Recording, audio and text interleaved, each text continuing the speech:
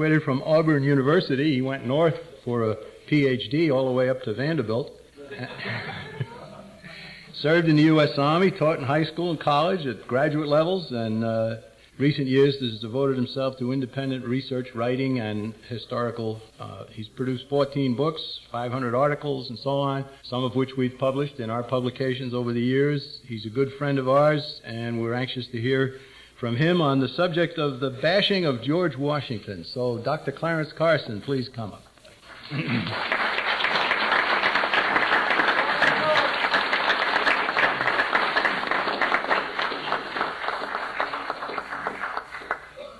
President McManus, members of the council, Bill Cherry, good to see you, Bill. I never seen Mr. Keith on Buster Kirk, but good to see you. I just want to get out in front right away that I'm not going to bash George Washington, in case you I'm thinking that I thought about as I came. I go back a good many years to a few of those meetings. I think I went to my first one in Atlanta, where I'd had dinner with him at Hans Sennholz's house. And he said he remembered it. I don't know if he did, but he said he did. Larry McDonald was there. Some of those no longer with us. And I went to Sandestin, a meeting in Sandestin. And I know I saw our president here at that meeting, and Bill Cherry, I think, yeah. It his fine wife, and, of course, Mr. Ruckel, and many others of you. It's good to see you and be among you again. I'll get an ad in here somewhere. I've got some books out there, and he's told me that I'll sign them if somebody will buy some of them. They're outside, and I'll be out there sometime, if you can catch me. And now my wife told me the last book I wrote was going to be the final book, but it got out and it's not. But I was going to say, though, that in connection with our president, Clinton, I'm talking about, it seems to me somewhere along the way I heard that Clinton was worried about his place in history. Well, I'm a historian. And I've already written a book that places him in history, in part at least. If you're interested in it, it's called America in Gridlock, and it's the 6th volume of Basic History of the United States. So I've taken care of that, at least in part. I'm always interested in this notion that history's going to decide something or other. I got news for them. There ain't no such creature as history in that sense. Historians will decide individually and so on, and they're not going to agree on it either, unless they've changed since I knew it. Just find you a good one, that's the only thing I say. No self-promotion going on there. Of course not. It's my pleasure to say something about the honoring of George Washington and whether we should or not in these days. And this is a part of a broader subject to say, I'd observe anyhow, that we live in a profoundly anti-historical, ahistorical age, where people know no history, want to know no history, and are opposed to what we've got. Black-baiting hate-mongers work victoriously in movies and television, vigorously, not victoriously, work vigorously in movies and television to dramatize and make exaggerated presentations about what things were like in other times and what was done to other people, and particularly as regards the black, to arise and keep alive animosities from the past. I know of no other purpose of much that they produce. And I'm pleased to take the other side of the case here for a moment, and as far as I can, keep to the history of the matter. A few weeks or a month or so ago, you may have noticed that a black majority of the Board of Education in New Orleans voted to rename George Washington Elementary School, I don't know what, some other name. And the black columnist Leonard Pitts says that the school board had a policy against naming schools for slave owners. Well, George Washington was a slave owner, that's a fact, that's granted. During most of his life, he remained a slave owner until his death. And these are facts. Now let me state a much more important fact. We do not honor and never have honored George Washington because he was a slave owner. If that had been what he was down for, he wouldn't be in our history books. We would take no account of him, as a matter of fact. We no more honor him for being a slave owner than we honor King David of old for being an adulterer. We got to get these things clear in our minds and keep them clear.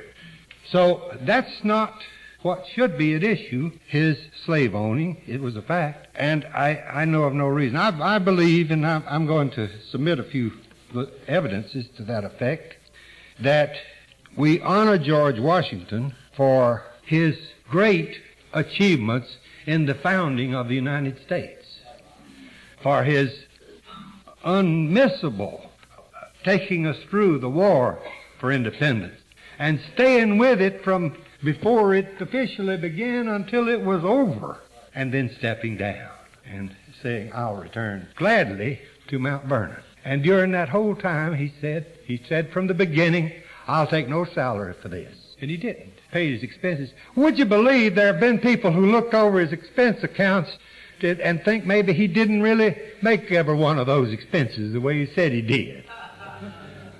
Now, this is historical study, yeah.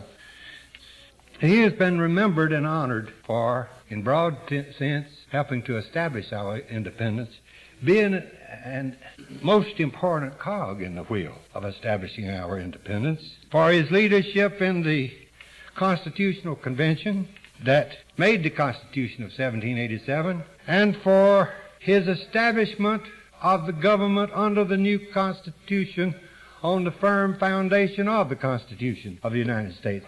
In every one of these things that all Americans, black, white, whatever color or flavor, owe a debt of gratitude to what George Washington did and accomplished.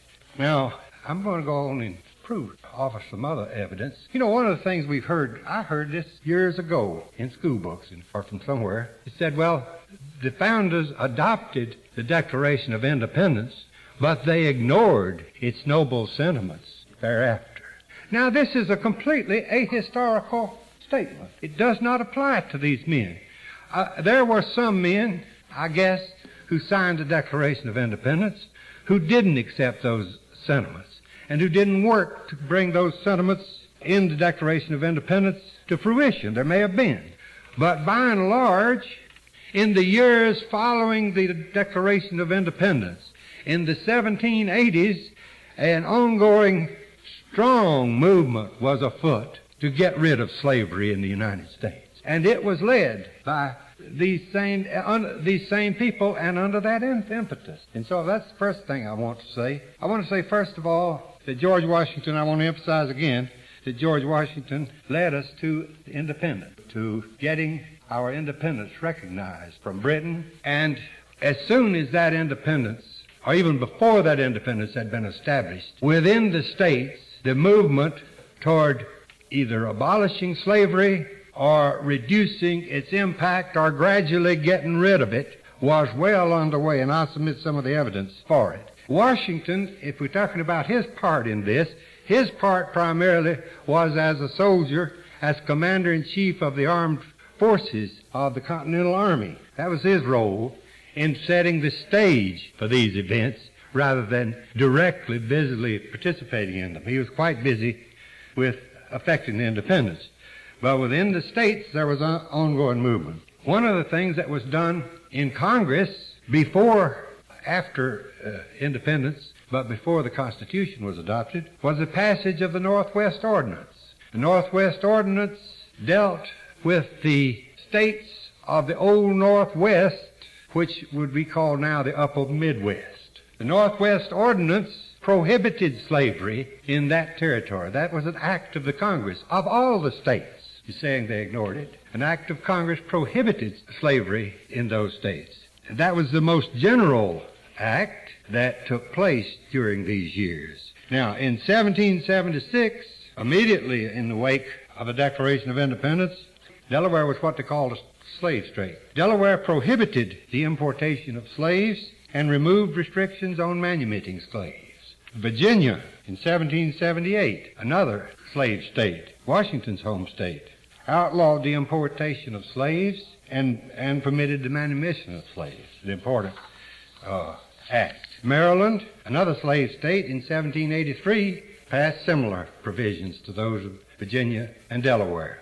In 1780, Pennsylvania prohibited the importation of slaves and provided that I love this provision, provided that all children born of slaves after that date would be free. You're looking for a way out of something where there's a great deal of property and a great deal of capital invested somewhere. A way out of it that will do minimal harm. And Pennsylvania showed that pattern.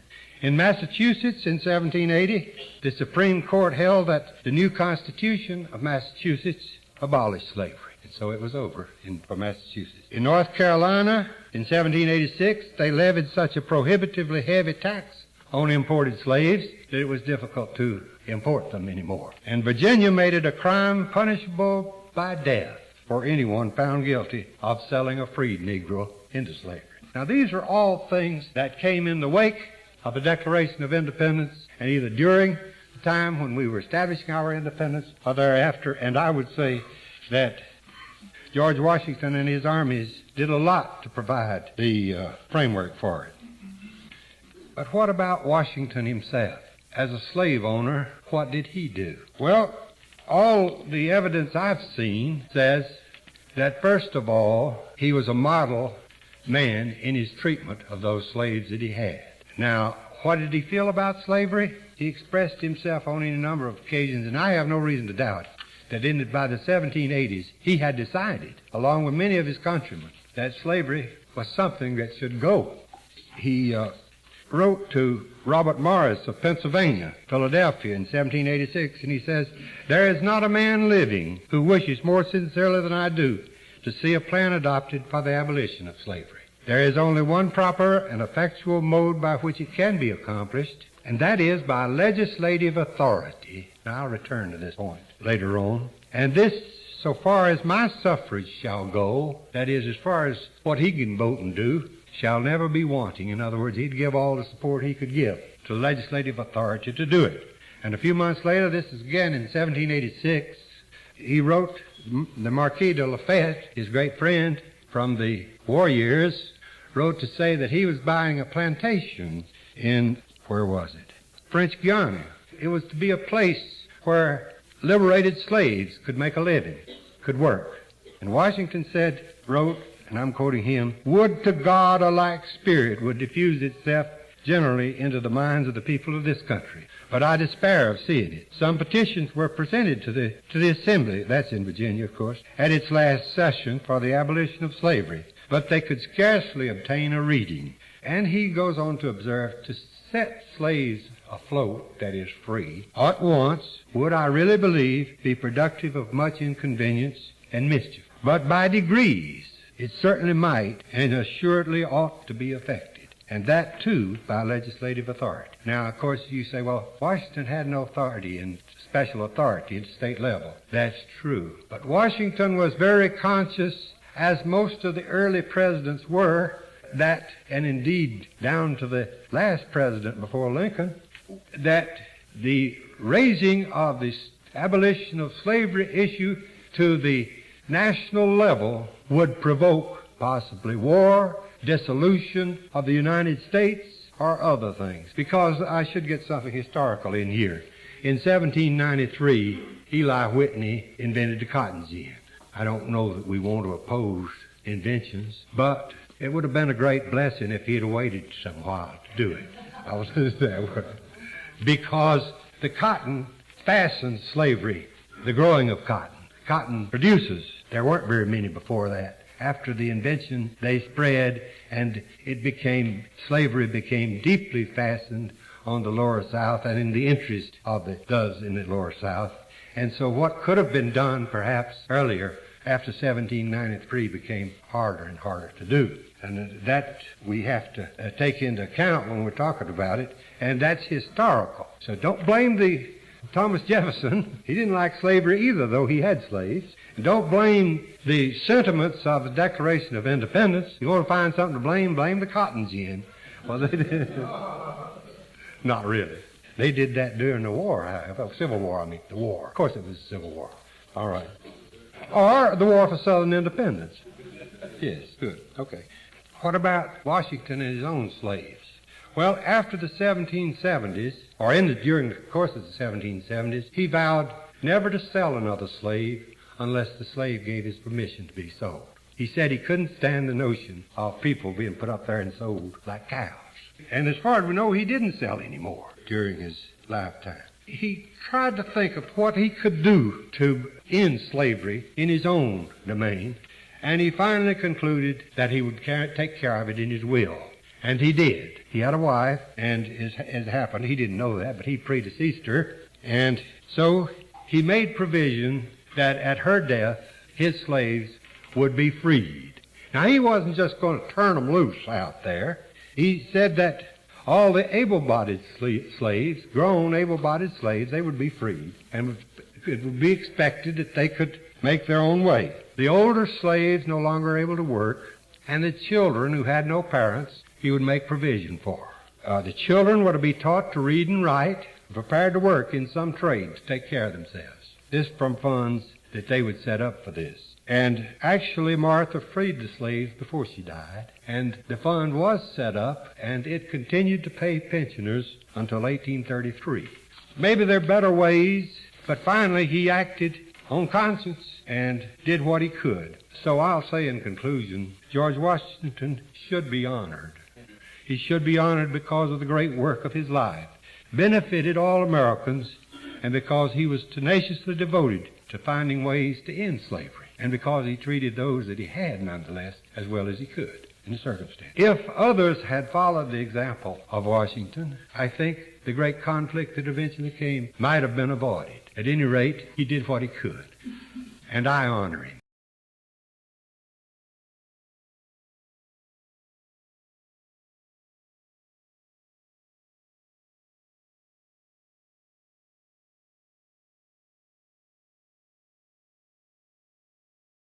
Thank you.